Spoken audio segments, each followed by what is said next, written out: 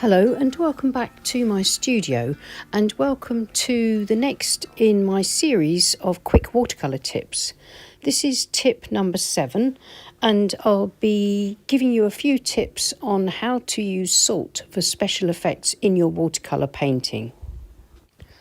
So what happens when you sprinkle ordinary table salt, either fine or larger crystals, it doesn't really matter, it's down to personal preference and exploration, into your watercolour paint? Well, sprinkled into the damp paint, each grain of salt sort of pushes away the water in the paint. And depending on how much water is there will depend on the size of mark. If you look at some of these photographs that I'm showing you here of paintings, the foreground patterns have been created using this technique. And here I can give you the first tip, which is the most general rule, is that the salt effects will only work in this way and give you these tiny little blossoms where each grain has pushed the salt out in the shape of like a flower or a frost pattern or whatever you want to call it, is that you sprinkle the salt onto fairly rich paint, but the paint has to be only just damp. If it's too wet, the salt will dissolve while it's pushing the paint out and just give you a very blurry, sort of muddy effect. If it's too dry, there'll be no reaction. So the tip I'm going to give you is a way to test out the way salt will work in your studio and the individual sort of climate that you have there, how hot or how cold it is in your studio, how humid it is, and other factors that will influence the way the salt behaves is the kind of paper that you use, the type of paints, the colours that you use. I've heard that some colours are less effective than others for this sort of salt effect, but I haven't found that myself. I think the important thing here is to make sure you can get the timing of the paper right and the timing of how damp the paper is. If it's too wet, don't be tempted to sprinkle the salt in because it will dissolve and create a mess, and hopefully I'll be able to demonstrate that here. I'm using the back of an old painting. I'm going to wet the page and then I'm going to use really rich paint, any old colours, it's whatever I've got left on my palette. And I'm just going to dash the paint across the page, and then I'm going to spray it with water to make sure it's extra wet in certain places. And then I'll sprinkle the salt into it, and I'll do a time-lapse test. And hopefully we should be able to see the salt working where the paint is only damp, and overworking and dissolving where the paper is too wet. So I think I've just got indigo, sepia, raw sienna and burnt sienna. I don't really mind, not trying to paint anything here, just nice rich paint. My board's at an angle of about 20 degrees, so I'm just spraying it now with the water spray, and that will just wet it in places. And then I'm just going to tip the paper so that the water sort of runs around on the page, so that I've got some areas that are really wet and others that are probably already starting to dry. But as I say, it will depend on the unique conditions in your studio, how the salt reacts. And so finding out with an experiment like this is the best way for you to learn how to use the salt to create the effects that you want to create. So I'm just spreading the paint around, sort of thinning it out in places, and all the time I'm looking at how much water there is. And hopefully you saw where it's caught the light, that the page is very wet in the middle and over on the left-hand side.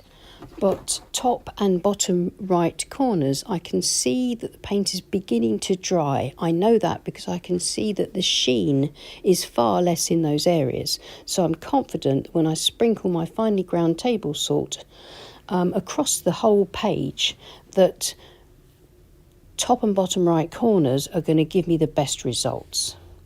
So it's ordinary table salt. Mine is fine ground. You can experiment with any size grind that you like, just sprinkling it across. And then I shall condense about 25 minutes, half an hour drying time into a minute time lapse, so that you can enjoy watching paint dry. And here's the time lapse, and you can already see that in the middle and over towards the left it's much lighter because the salt has dissolved, it's really spread out, it's gone quite muddy and it's lost any definition.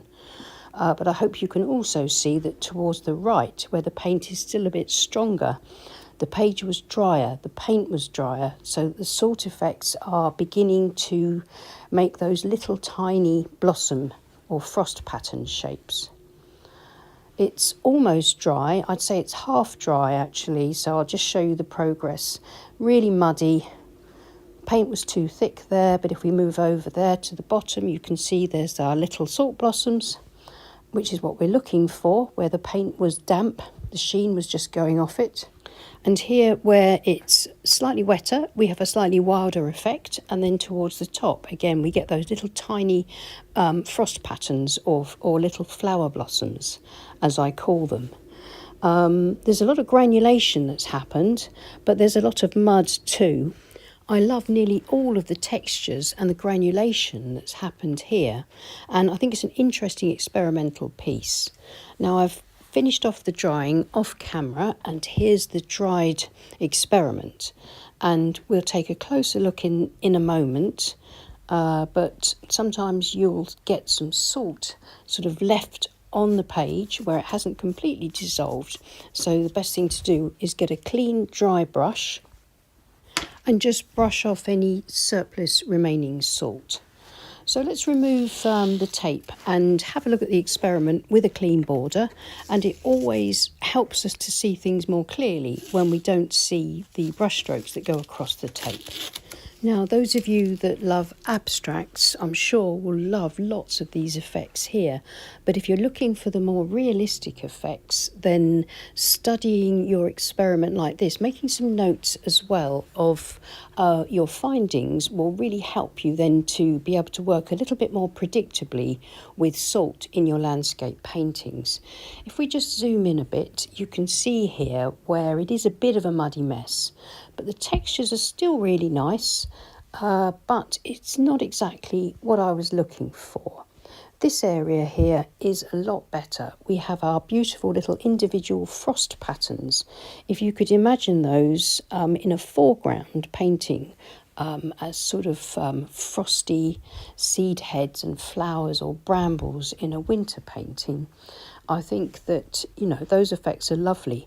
But here, where the salt has gone onto the wet page, it's all a bit nothing. It's all a bit muddy and a bit messy.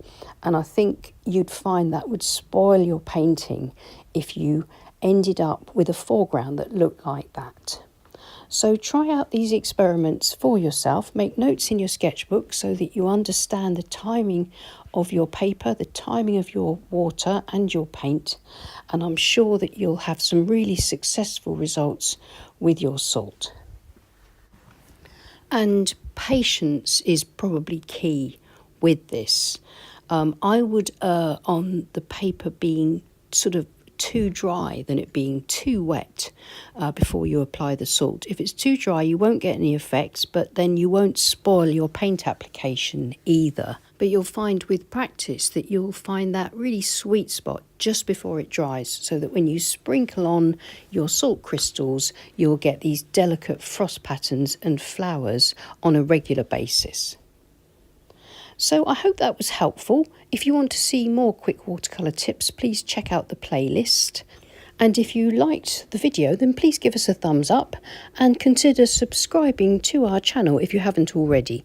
It's free to do, and if you click on the bell icon, you'll be notified whenever we post a new video. And thank you so much to everybody that supports this channel on Patreon. We really do appreciate you. And if you would like to support the channel on Patreon, then please follow the links below. And don't forget to check out our back catalogue for hundreds of simple, loose videos that I'm hoping you'll find inspiring, but above all helpful on your watercolour journey. Take care and happy painting. Bye.